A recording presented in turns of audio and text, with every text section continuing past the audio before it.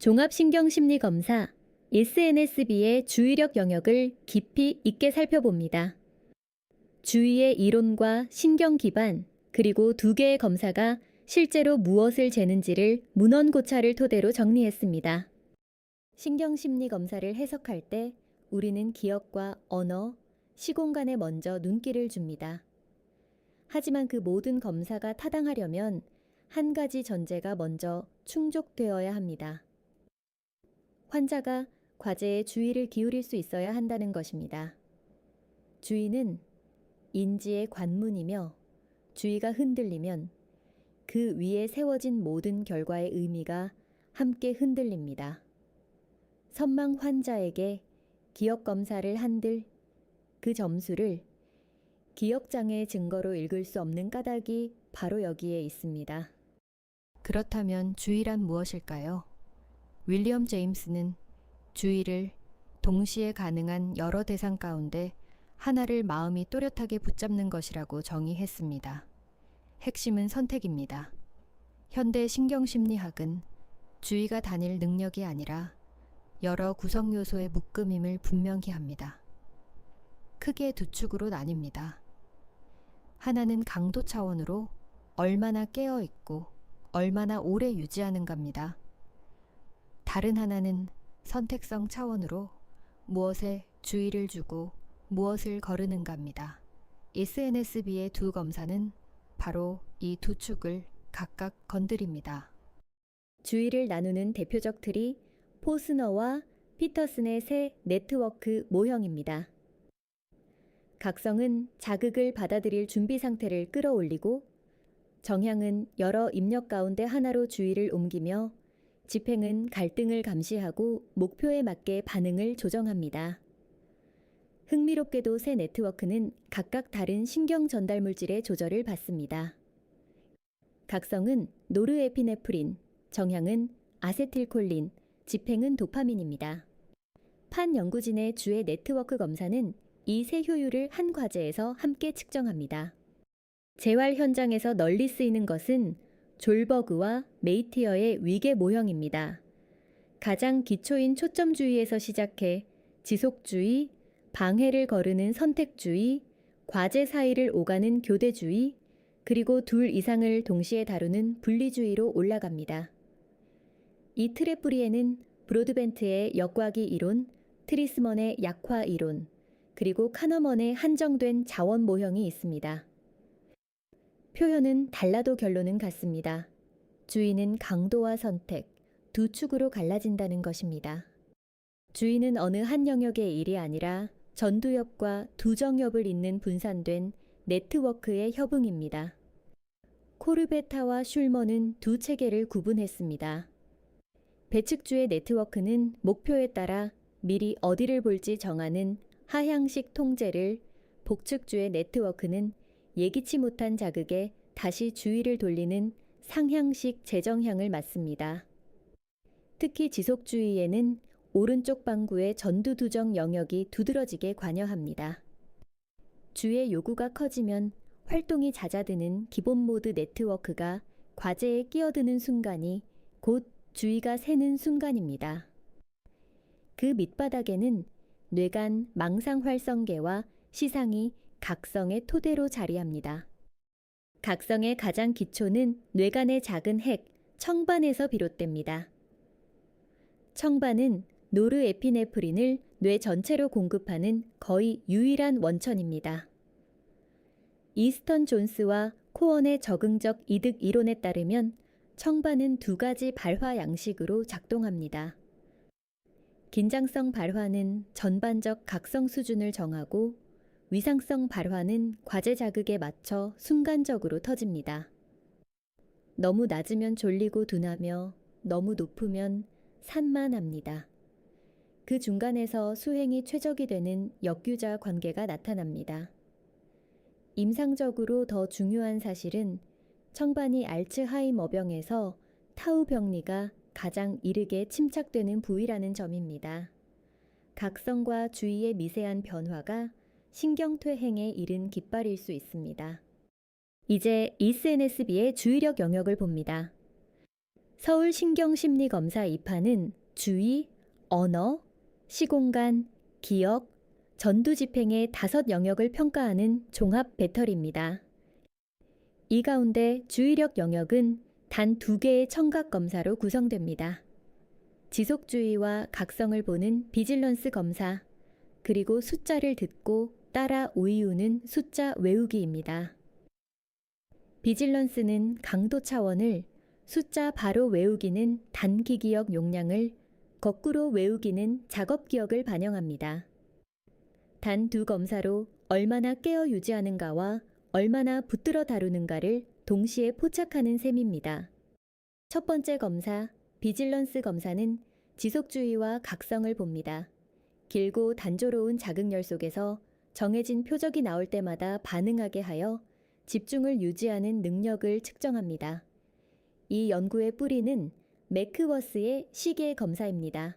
레이더 관측병이 시간이 지날수록 신호를 놓치는 현상, 곧 경계 감소를 처음으로 정량화했습니다.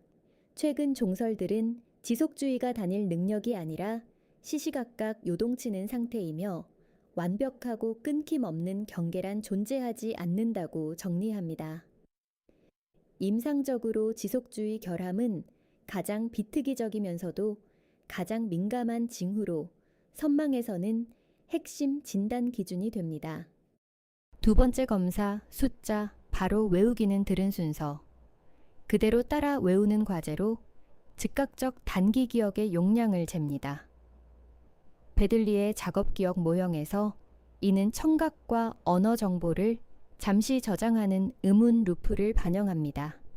그 용량은 생각보다 작습니다. 밀러는 대략 7 플러스 마이너스 2, 카원은 묶음 단위로 약 4개라고 보았습니다. 임상적으로 숫자 바로 외우기는 견고한 검사여서 알츠하이머병 초기에도 비교적 보존됩니다. 따라서 바로 외우기가 일찍 떨어진다면 단순 기억장애를 넘어 각성이나 청력, 불안 같은 요인을 함께 의심해야 합니다. 같은 숫자를 거꾸로 외우게 하는 순간 과제의 성격이 바뀝니다. 이제는 담아두는 것을 넘어 머릿속에서 뒤집어야 하고 그 일은 전두엽의 몫입니다. 숫자 거꾸로 외우기는 단순 저장이 아니라 작업 기억을 측정하며 베들리 모형의 중앙 집행기가 정보를 재배열하는 통제 부담이 얹힙니다.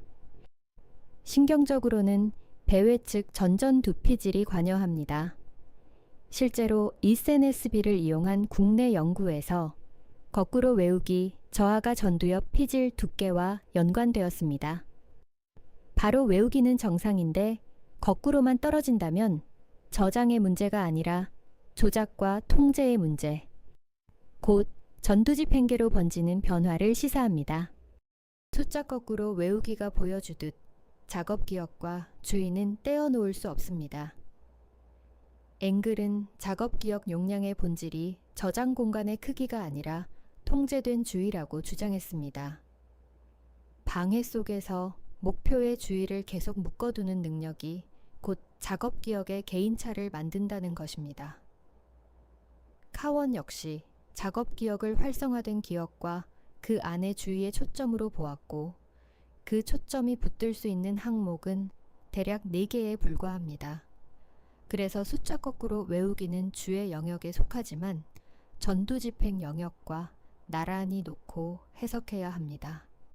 노화에서 주의가 모두 똑같이 약해지는 것은 아닙니다. 가장 일관된 변화는 처리 속도의 둔화입니다.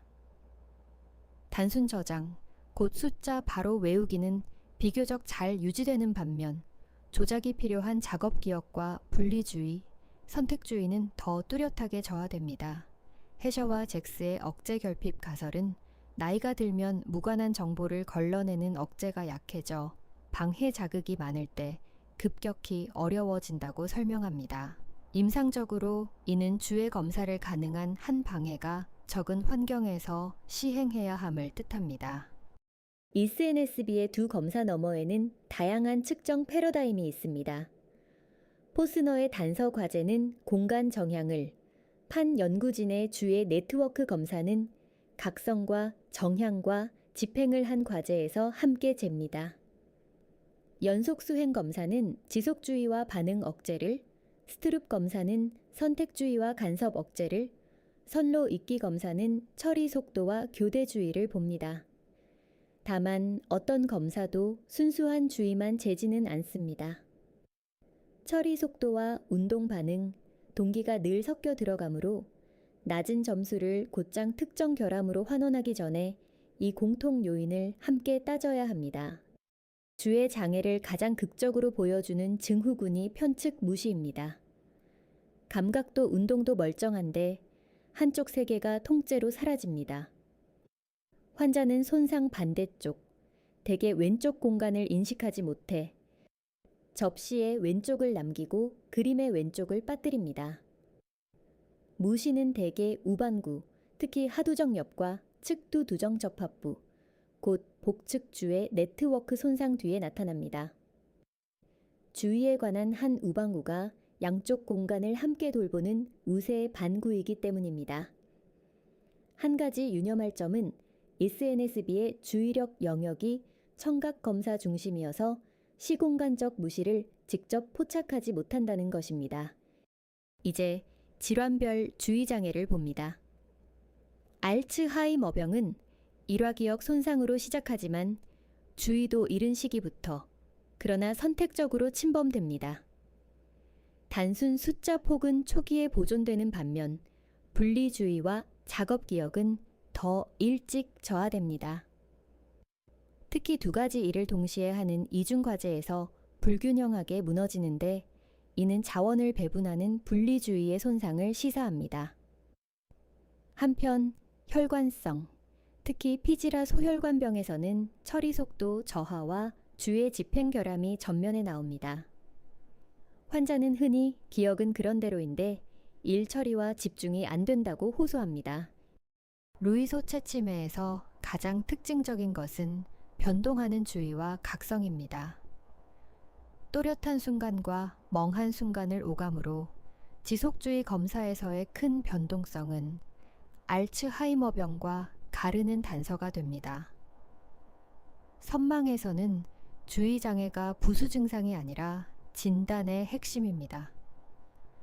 주의를 집중하고 유지하고 전환하는 능력의 급성 변동성. 저하가 선망의 정의적 특징이므로 급성으로 주의가 무너진 환자를 만나면 다른 검사에 앞서 선망을 먼저 배제해야 합니다. 파킨슨병과 정상갑수두증도 전두 피지라형으로 처리 속도와 주의의 둔화가 기억 저장보다 앞섭니다. 그럼 이 두 검사를 실제로 어떻게 읽을까요? 첫째, 점수는 반드시 연령과 교육 보정 기준에 비추어 해석하고 단일 점수보다 영역 전반의 패턴을 봅니다. 둘째, 바로와 거꾸로의 간격과 지속주의의 안정성을 읽습니다. 셋째, 난청과 우울, 약물, 피로 같은 비인지적 교란 요인을 늘 염두에 둡니다. 두 검사 모두 청각 제시라 난청이 점수를 직접 떨어뜨릴 수 있습니다. 넷째, 주의는 다른 인지의 전제 조건이므로 주의가 뚜렷이 저하된 환자에서는 다른 영역 해석을 신중히 하고 회복 후 재평가합니다. 화면의 표는 전형적 프로파일과 우선 고려사항을 정리한 것입니다. 주의는 몇몇 신경 전달 물질의 섬세한 균형 위에서 작동합니다.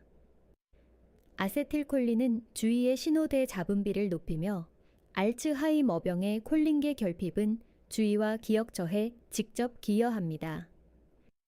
콜리네스테라제 억제제가 부분적으로 주의와 각성을 끌어올리는 이유입니다.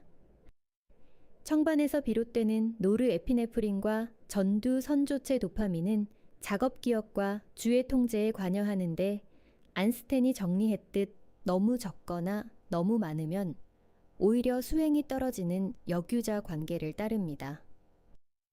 이들 약물은 대개 증상을 완화할 뿐이지만 관문인 주의를 조금 넓히는 것만으로도 환자가 가진 능력을 더 잘 발휘하게 만들 수 있습니다. 정리하겠습니다. 주의는 단일 능력이 아니라 각성과 정향과 집행 또는 강도와 선택과 조작으로 갈라지는 여러 구성 요소의 묶음입니다. 그 신경 기반은 전두두정 네트워크와 청반 노르아드레날린계, 콜린계의 협응이며 그 미세한 균열은 노화와 신경퇴행의 이른 신호가 될 수 있습니다. ECNSB의 두 짧은 검사는 이 관문의 상태를 가늠하는 작지만 결정적인 창입니다.